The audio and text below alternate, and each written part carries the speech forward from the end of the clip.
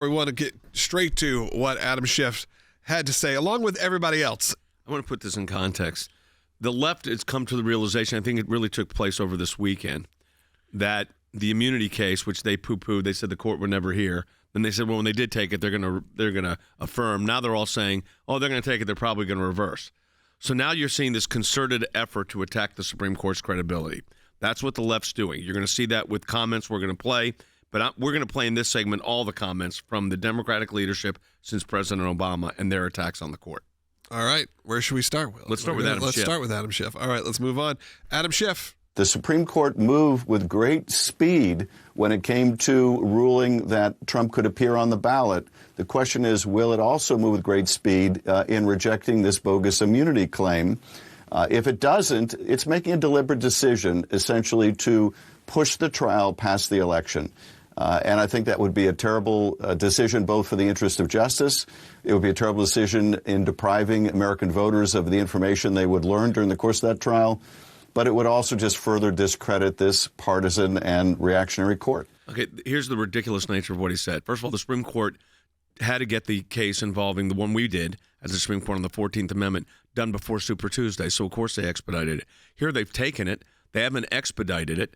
They're going to reverse Adam Schiff because the decision of the D.C. Court of Appeals was so absurd. Immunity stops the moment you leave the White House. Well, that's not immunity at all. And it doesn't extend to criminal cases, but it applies to civil cases for official acts. So they're going to reverse, in my humble opinion. But what you're going to see, and you're going to see it during this segment of the broadcast, is this now concentrated attack on the Supreme Court. They're not getting what they want in these decisions, and they're going to attack the Supreme Court. Harry, what's your take on this? Well, my take number one is no one has done a better job of discrediting himself than Adam Schiff. He has consistently attacked the court on a partisan basis. And Adam Schiff is better known as Mr. Disinformation. So he's now warning the Supreme Court. Keep in mind that Adam Schiff claimed that Donald Trump was a Russian agent. He then said he had the proof of that. And then he claimed that the Hunter Biden story in 2020 was bogus and it was Republican disinformation. Now he's attacking the Supreme Court. In attacking the Supreme Court and in attacking the separation of powers, Adam Schiff, in my opinion, has trampled on the Constitution like the Vandals trampled on Rome during the 5th century. Let's walk it back now. You heard from Adam Schiff. You heard what he just said. Now let's take you a little bit back. Here's President Biden from just, 10 days ago? Yeah, about 2 weeks ago. At the State of the Union. It's a decision to overturn Roe v. Wade. The Supreme Court majority wrote the following, and with all due respect, justices, women are not without electoral power. Electoral or political power. You're about to realize just how much you're right about that. You know, the last one that did this was Chuck Schumer. We'll play his in a moment, where they attacked the Supreme Court, and then someone tried to assassinate Brett Kavanaugh. They don't realize the words they're saying. And an independent judiciary is just that. It means they don't give you decisions you always like. Listen, I've argued, I think we've calculated now, I've had 25 cases at the Supreme Court, argued like 16 of them. But we've had others that were summarily disposed of. You know, and we've generally won, but there's been a couple we lost, and you know what? That happens. And I don't say the court's illegitimate. I said, I disagree with the court's opinion. They cannot help themselves. But it goes past Joe Biden, go all the way back to President Obama. With all due deference to separation of powers, last week the Supreme Court reversed a century of law that I believe will open the floodgates for special interests, including foreign corporations, to spend without limit in our elections.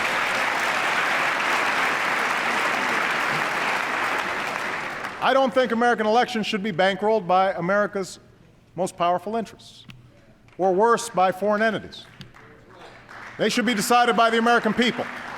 And I'd urge Democrats and Republicans to pass a bill that helps correct some of these problems. So there you go. Another attack on a Supreme Court opinion, by the way. Was this the famous one where Justice Alito said, without saying the words, not true? And by the way, President Obama was totally wrong on the analysis of that case. The First Amendment implications were very important here. First Amendment rights apply in the political context. Democrats don't always like that, Harry, but that is what the law is.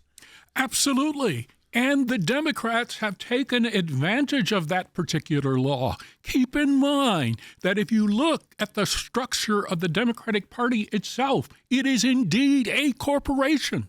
So if the Democrats are going to be consistent, they ought to deprive themselves of their own First Amendment rights first and set an example for the rest of us.